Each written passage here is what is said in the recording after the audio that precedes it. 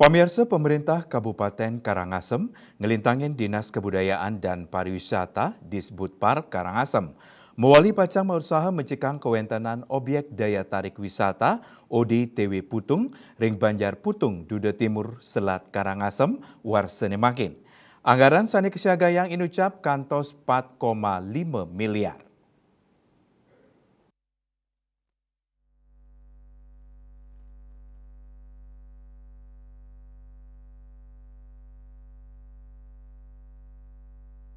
Kepala Dinas Kebudayaan dan Pariwisata Karangasem Putu Edi Surya Arta Mausang.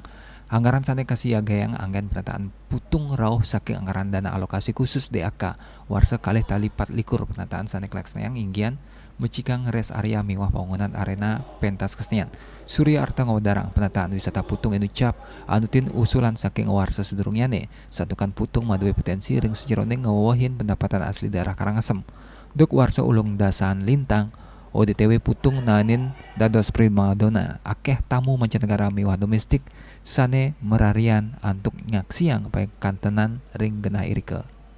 Eka Parananda, Bali Pos.